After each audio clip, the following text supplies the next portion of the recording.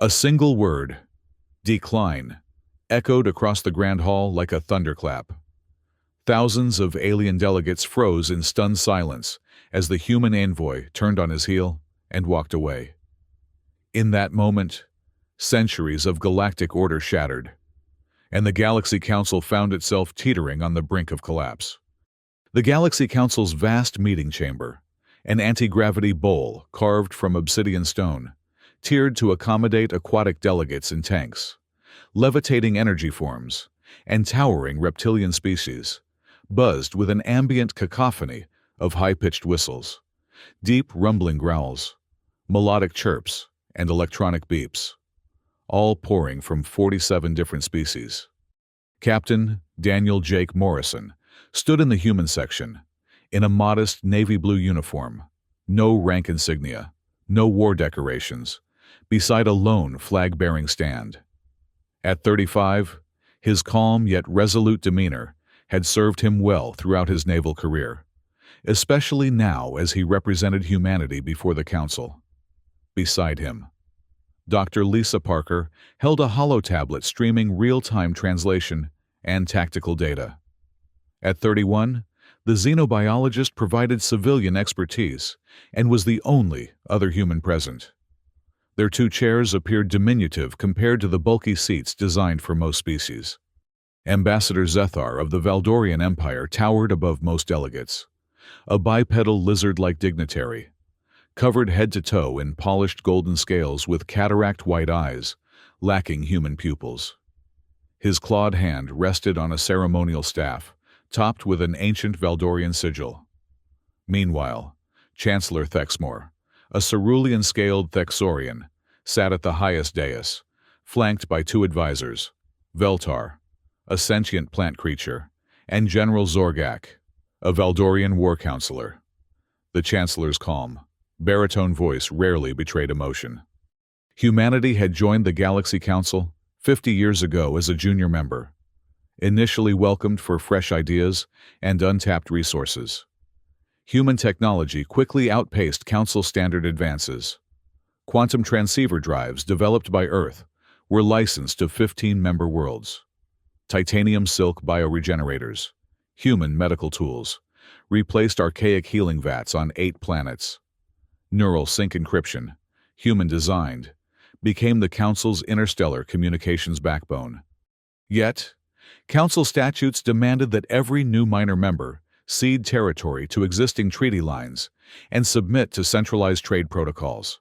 Humans, proud, fiercely independent, had skirted those rules whenever possible, pushing into sectors like Kepler and Copernicus without formal approval. As Ambassador Zethar cleared his throat, a hush fell. Captain Morrison straightened his back, aware that what happened here would decide humanity's freedom across the stars.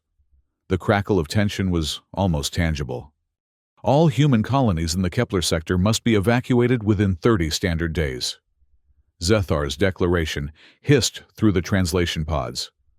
All human military vessels must exit Council space immediately. Research, mining, and any unauthorized human operations shall cease at once. Morrison's jaw tightened as Zethar continued with the Council justification speech. Humans have annexed 43 worlds in the past half-century without proper treaty negotiations. Zethar recounted, his translucent inner eyelid flickering. We acknowledge your brilliance in engineering and science. Your starships outrank ours. Your medtech far surpasses Council labs, but you refuse to play by inherited rules. Captain Morrison felt a surge of anger, but masked it behind a composed expression. Dr. Parker tapped his forearm, a reminder to stay diplomatic, for now. Around them, Council delegates murmured their reactions. Centauri delegates, blue-skinned humanoids with 4 arms, murmured approval. Altarian envoys, gray, big-eyed telepaths, clicked their fingers, a sign of eager consensus. A smattering of minor species remained silent, fearful of speaking out. Economic sanctions will follow immediate non-compliance, Zethar warned, his voice dropping to a threatening rasp. If sanctions fail, military action may be considered. He fixed Morrison with a cold, unblinking stare. Our fleet outnumbers yours by 3,000 warships to 200. Consider this your final chance to comply. As the hall erupted in xenolinguistic approval, Morrison stood, unarmed but unyielding. With a calm yet resolute tone, he declared, "Ambassador Zethar, we have heard the Council's demands. We decline." Silence. 2 heartbeats. Then pandemonium. Reptilian roars. Tentacled shrieks. Crystalline chimes of collective shock. "Ridiculous insolence!" the Centauri leader hissed, stabbing a datapad with jagged claws. "How dare they reject our will?" the Altarian representative loudly reprimanded. "Council orders are not negotiable," Zethar snapped, golden scales darkening with rage. "I am not here to negotiate under threats," Morrison retorted. He and Dr. Parker turned and exited, their footsteps echoing ominously against the alien chorus of gasps. "Order! Order!" Chancellor Thexmore raised his palm. His voice, though calm, betrayed panic. "Let us refrain from all-out hostility until we assess the consequences." Delegates shuffled out, some muttering about the human upstarts, others whispering to aides checking tactical readouts and stock market feeds. Admiral Susan Clark paced in front of the main holoscreen on the bridge of the UES Constitution, relaying Zethar's ultimatum to Captain Morrison and Commander Ryan Hayes. "The Council is mobilizing 3,000 warships within border flashpoints," Hayes reported, "primarily near Kepler, Copernicus, and Lysithea nodes.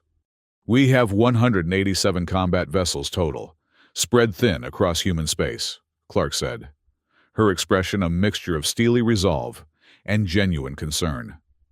"In a straight-up fight, we lose heavy." Morrison leaned over the holomap. "Sanctions first. Operation Closed Door. We sever all trade. Recall civilian transports. Shut down quantum channels linked to Council networks." Admiral Clark nodded. "Effective immediately. All human merchant and research vessels exit Council space. We cancel all joint ventures. Full lockdown on Council communications." Earth's orbital ports buzzed as freighters docked. New Boston's governor ordered shutdown of outgoing supply pods. Kepler Prime's administrator redirected all outgoing traffic to local defense. Many human technicians and diplomats feared Council reprisal. Yet, an undercurrent of defiant pride ran through every command.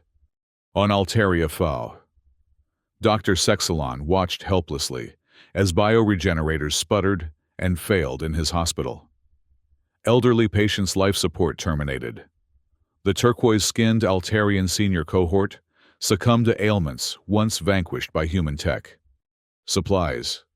"They're gone," Nurse Mora, an Altarian with delicate tendrils framing her face, reported. "We have no replacement cryopump modules. How can we stop this?" "Without those modules, we lose another 50 lives today," Sexalon replied, his voice trembling. In the Centauri asteroid belt, Velcom, the Centauri operations director, stood on a barren asteroid as drilling rigs sat grounded. Specialized plasma drill heads were wearing out in days instead of months.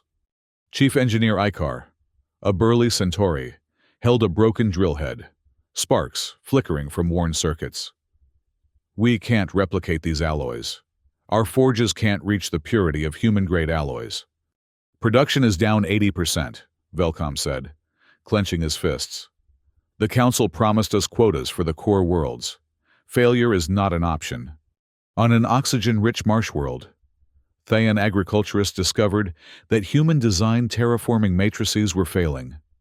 Soil that once blossomed now reverted to acid bog. Colonists, once accustomed to comfortable, climate-controlled cities, were forced into primitive dwellings. "Our biofilters can't process ammonia spikes," Chief Terraformer Lissa, a slender Thayan with bark-like skin, said. "Without human guidance, entire crops are contaminated." Local officials scrambled to ration food and water. Back on the Capitol, Chancellor Thexmore convened an emergency chamber session. Holographic charts swirled overhead, courtesy of Veltar's bioluminescent projectors, visualizing the Council's 17% dependency on human inventions across medicine, power, encryption, transportation, and defense. Sir, our warship's quantum drives flickered offline twice today, General Zorgak reported, his face grim. Repairs require human subroutines we no longer have. Thexmore exhaled, jaw clenched. We gambled on human compliance. Now we face cascading failures. In desperation, the Council voted to override Zethar's objections. A high-ranking delegation of 12 member species, led by Ambassador Zethar himself, despite his disdain for humans, boarded the XL 1400 Imperial Concord. Delegates included Vorla, the Altarian Medical Guild Chair, clutching portable regeneration pods, Velcom, the Centauri Consortium Director, armed with replacement drillhead prototypes, Errol, a Thion terraformer, carrying frozen seed matrices, plus representatives from Delton, Corvin, Proxima, and other major blocks. The Imperial Concord glided through Council-controlled space, its grandeur underscored by opulent chambers and thrumming engines powered by now malfunctioning human-designed core reactors. Zethar seethed privately in his quarters. These humans will kneel when they see the might of the Council's finest vessel. A Council distress beacon flared as they crossed into the Perseus Rift. A crisp, entirely unhurried transmission cut through. Council vessel, you are approaching restricted space. Identify yourselves or turn back. Zethar snapped. We are Ambassador Zethar of the Galaxy Council. Your authorization is void. Human space is closed. Turn away. Zethar's golden scales darkened. He slammed a claw onto the console. You cannot refuse the Council's call. Galactic Council no longer governs human systems. You have 48 minutes to vacate or be escorted out by force. Zethar tried every stratagem, trade incentives, promise of voting rights on new human sectors, threats of renewed sanctions. But the human response remained unwavering. We decline. Vorla dropped her regeneration pod on the floor, dislodging cryocells, symbolically shattered.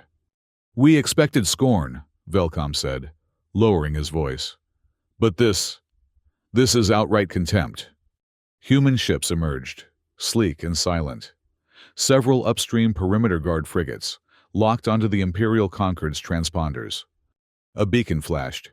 This is your final warning. Prepare to depart, immediately. Zethar glared at his crew. As the Council vessel reversed, Morrison's silhouette appeared on a massive, external holoscreen. Citizens of the galaxy, we offered you cooperation. You gave us threats. We choose our own future. He turned, and the UES Guardian's engines roared in the distance. Ilox, a once bustling Altarian metropolis under crystalline spires, devolved into chaos as plague wards shut down. Dr. Sexalon, sifting through a heap of broken nodes, realized they had fewer functioning bioregenerators than sick Altarians. Screams echoed from overcrowded wards. We have no cure, Mayor Oren addressed a frantic crowd. Supplies from human space will not arrive for weeks, possibly never. The asteroid belt refineries sputtered to a halt. Velcom presided over a besieged command center as workers marched in protest, chiseling at barricades. We need those parts. We'll starve without ore. Centauri, Chancellor Telethin, demanded immediate Council intervention. General Zorgak's voice echoed through exospeakers. We have no spare parts. Our entire fleet relies on those drillheads. On Hargathia Prime, Valdorian overlords lost control of civilian uprisings. Rebel cells armed with improvised blaster rifles stormed government compounds. Council non-lethal containment fields, human-designed, flared and collapsed. Governor Kezhar fell, announcing to Starship transmissions, "We cannot stem the revolt without human gear. Help us, or we are lost." Morthaz, the Council's military advisor, and Zorgak's second, reported from far-flung sectors. Sensor arrays flickered. Quantum drives overshot jump coordinates. Encryption keys failed. Without human-engineered subroutines, entire task groups could not reassemble into cohesive battle fleets. Only 30 member species remained at the Emergency Council session. Dozens of open seats lay vacant as minor species abandoned the fold. Our noble experiment has failed. Thexmore addressed the congregation. We stand at the brink of societal dissolution. I propose we formally rescind all claims on human-held territories. We recognize human sovereignty and independence, and offer them a permanent seat on the council with full rights. Murmurs of outrage rippled through the chamber. Zethar seethed in the front row. We cannot submit to these upstarts. Without this, we face extinction, not just defeat. Veltar's hologram flickered.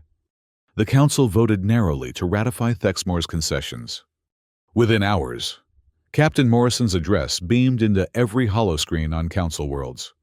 We appreciate your offer, but we must decline. Humanity has charted its course. We neither require your permission nor your technology. We choose partnership with equals. The Council may govern what remains of its realm. We govern ours. Silence. Then uproar as delegates realized they'd effectively surrendered their authority. 6 more major species exited the Council: the Altarian Medical Guild, Corvin Trade Federation, New Centauri Mining Company, Delton Agricultural Collective, Proxima Research Institute, and Outer Rim Defense League publicly severed ties with the Council. Each announced independent bilateral treaties with humanity. No tribute, no strings attached, only recognition of human equality. Council chambers lay half-empty. Delegates traded fractious accusations. You sided with the humans. You sold out our oldest alliances. Currency collapsed as Council credit units lost backing. Factories that once churned out Starship components ground to a halt. Power grids failed as technicians could no longer replace human-engineered subcomponents. I recognize that history will condemn me. Chancellor Thexmore addressed the remnant assembly. But we have only 2 options: adapt or vanish. Let this council serve as a cautionary chapter, not an epitaph. He stepped down, leaving a caretaker governor to oversee a vastly shrunken coalition. On Titan Station, a human construction hub, Captain Morrison surveyed a panorama of 12 operational ring fortresses, each larger than most Council orbital citadels, orbiting a stable star at the galaxy's periphery. Sir, all 12 stations are fully online. Commander Elena Reyes, a young officer, reported. Colony ship production is 2 months ahead. Human population in frontier zones has grown 40%. Morrison smiled. Without Council interference, we've soared. Dr. Sexalon, the Altarian, oversaw a newly established medical research wing on Seraphis 5, using reverse-engineered human bioregenerators to save his people. Velcom, the Centauri, managed remote mining operations on a defunct comet, using human-supplied forge plans to produce primitive but effective drill heads. Errol, the Theon, led a joint terraforming initiative on an ocean moon, applying newfound freedom to experiment without Council bureaucracy.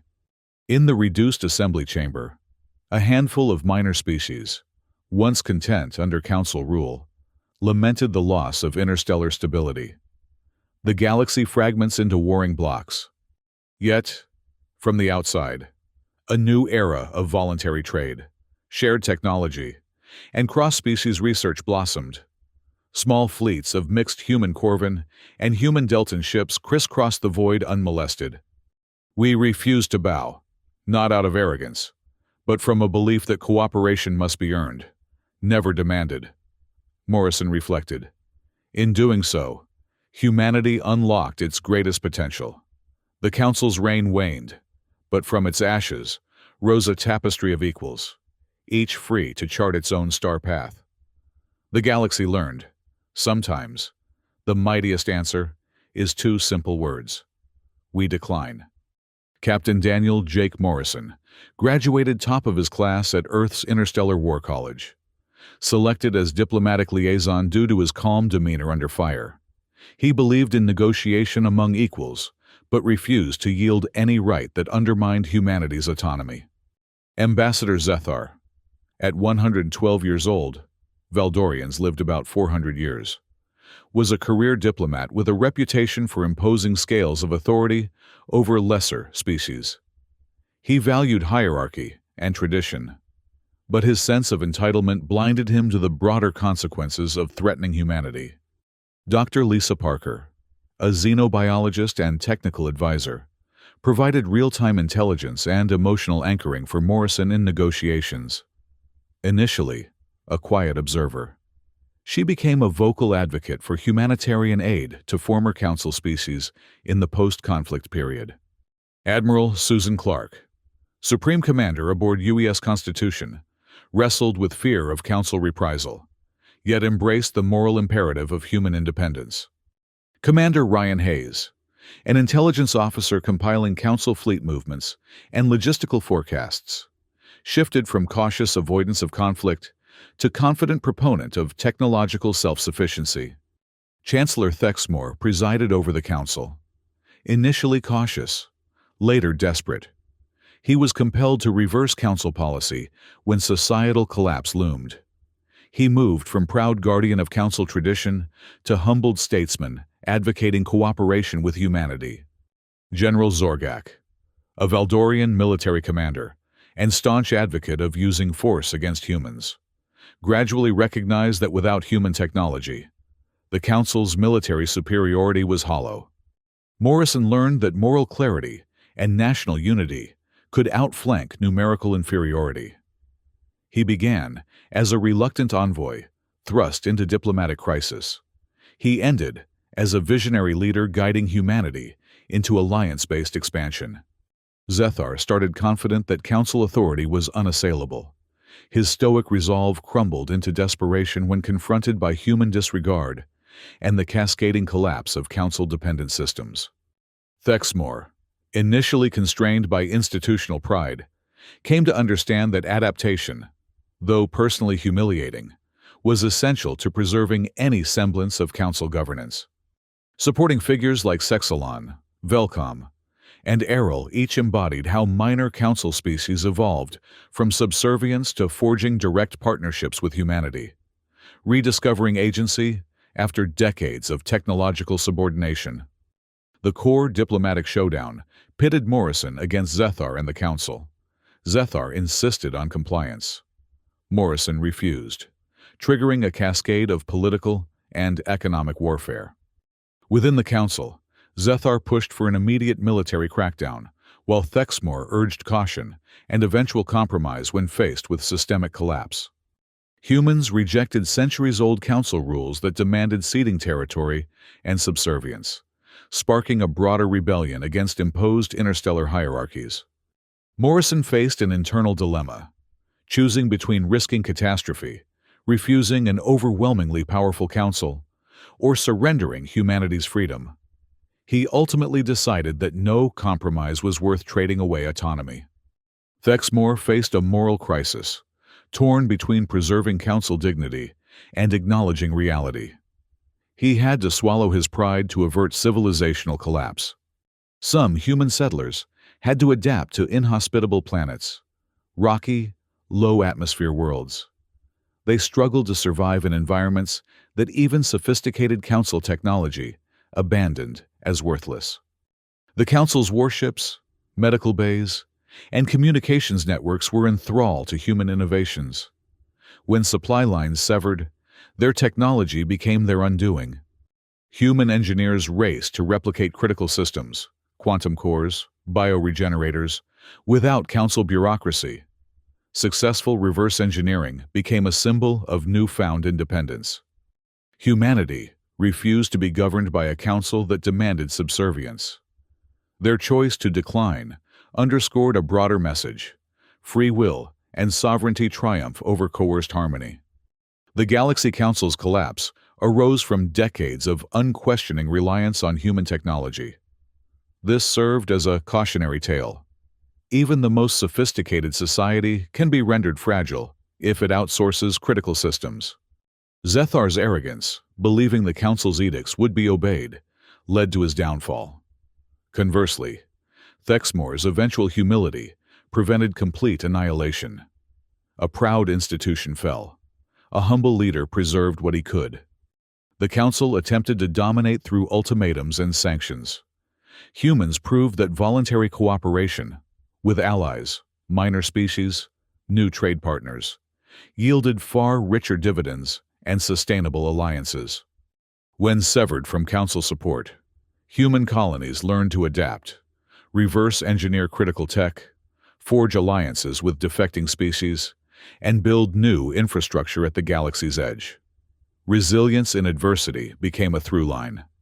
The Council's failure to anticipate humanitarian backlash and technological blowback underscored how short-term power plays breed long-term ruin. The story took place in a far-future interstellar era, roughly 200 years beyond humanity's initial arrival in Council space. The Council calendar was standardized as standard lunar years. The crisis unfolded over a 4-month period after the ultimatum.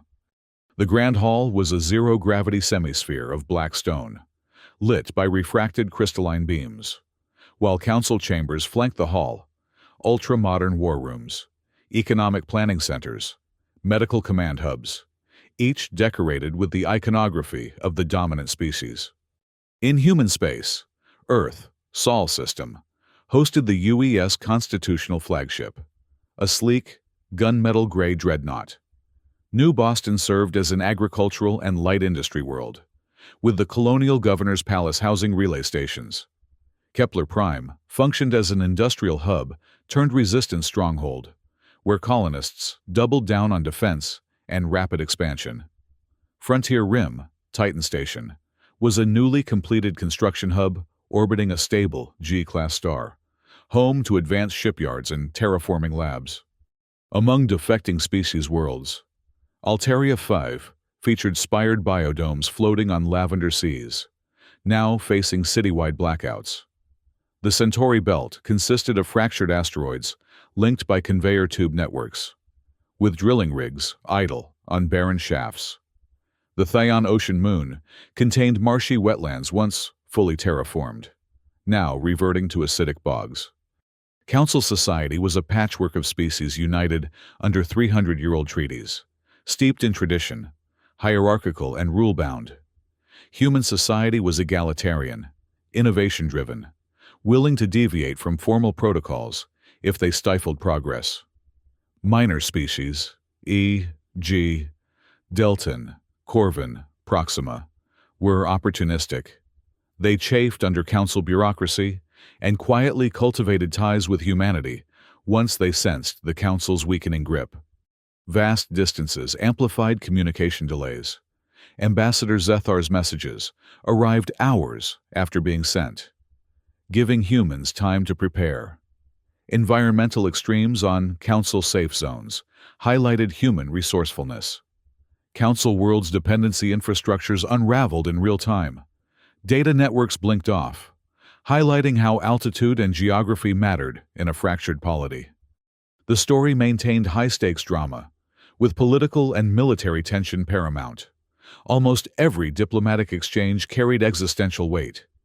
While the Council regarded itself as supremely rational, the irony of their collapse, brought about by their own overconfidence, added a subtle, wry edge.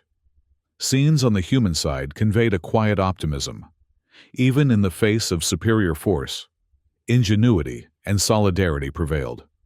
The narrative primarily followed Captain Morrison and Chancellor Thexmore, with occasional shifts to Zethar, Admiral Clark, Dr. Sexalon, and Velcom, allowing insight into both human and council mindsets.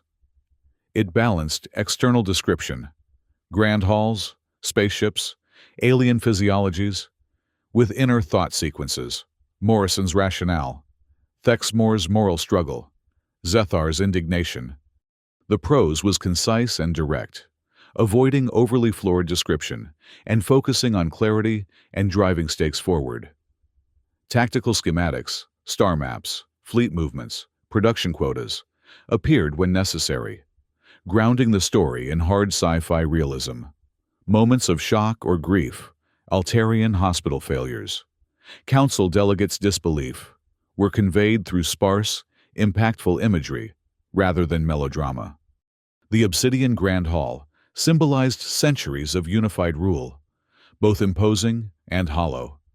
When it erupted into chaos, that very grandeur became a tomb for council pride. Broken bioregenerators and drill heads served as visual cues of dependency. Once trusted machines now lay in pieces. These served as constant reminders that reliance on outside expertise could become an Achilles heel. Human spaceships, UES Constitution, UES Guardian, featured sleek, minimalist silhouettes contrasted against the Baroque Imperial Concorde, symbolizing human efficiency and a refusal to indulge in showy extravagance. In the final chapters, dozens of seats lay vacant in the council chambers, a stark image of the council's unraveling authority and the demise of a once mighty institution. The "We Decline" declaration became a quasi-mythic phrase, a rallying cry for oppressed species and a direct rebuke to authoritarian rule. In epilogue scenes, murals in human colonies depicted this phrase entwined with the Earth flag. The exposition was brisk. Readers dove into the council hall with minimal prefatory world-building. Key details were revealed organically through character POVs, Morrison's observations, Zethar's speech. As the ultimatum was announced, events escalated in rapid succession. Diplomatic fallout, council recess, Operation Closed Door, council-wide collapse. Each chapter ended on a tense cliffhanger. The council's diplomatic mission and rejection at the border was conveyed in taut, descriptive sequences that spotlighted every flicker of panic and every dropped jaw. After the climax, pacing remained somewhat brisk, but allowed for reflection. Council disintegration, human expansion, final broadcast. A controlled deceleration ensured the emotional resonance landed before the story closed. Exchanges were purposeful, each line conveying subtext, e.g. Morrison's "We Decline" echoed like a gauntlet thrown. Scenes of failing hospitals used bodily imagery, twitching monitors, muffled screams, while mining failures showed fracturing asteroid tunnels and grinding machinery. These details anchored reader empathy in visceral moments. Council grandeur, majestic columns flanked by bioluminescent tapestries, juxtaposed with sudden technical malfunctions. Screens sputtering as encryption keys dissolved into static. Heightened tragedy. Human shipyards, sleek, humming frames of new colony ships, represented hope rising from adversity. Despite facing 3,000 council warships, Morrison's simple refusal, "We decline," shocked both the council and the audience. It subverted expectations that a junior species would acquiesce under pressure. Delegates realized, too late, that 17% of their technological base relied on human inventions. This revelation prompted a paradigm shift. The once dominant council was actually vulnerable. The council's finest, led by the proud Zethar, begged humanity for mercy, only to be dismissed from human space as though they were common criminals. This role reversal, victors becoming beggars, served as the climax's pinnacle. Each twist was foreshadowed organically, subtle references in early parts to council reliance on human tech, glimpses of panic, mounting failures. By the time the diplomatic mission collapsed, readers were primed to grasp the full scope of the council's downfall. The primary moral of the story: autonomy must be earned, not given. An authority that demands obedience without reciprocity eventually loses legitimacy. True cooperation is built on mutual respect, not coercion. Additionally, dependency can become oppression. When societies grow reliant on outside expertise, no matter how benevolent the partner, they risk losing agency. Fostering internal capabilities is essential to preserve sovereignty. Secondary lessons included the ideas that pride and arrogance breed collapse. Zethar's initial contempt blinded him to alternative paths. while Thexmore's humility ultimately salvaged what remained. The story also highlighted resilience in adversity, humanity's choice to double down on self-reliance, reviving old technologies, forging new alliances, underscored the value of adaptability. Regarding the ethics of intervention, when humans sent aid to defecting species without seeking tribute, they demonstrated that help could be unconditional, an antidote to exploitative diplomacy. Readers experienced the thrill of David versus Goliath defiance, followed by the sobering realization that overweening power is fragile. The downfall of the Council invited reflection on real-world parallels. What happens when political institutions demand loyalty without accountability? Ultimately, the story left readers with cautious optimism. If free cooperation can replace domination, even vast societies can reforge a healthier order. Decline had indeed become the most powerful word in the galaxy.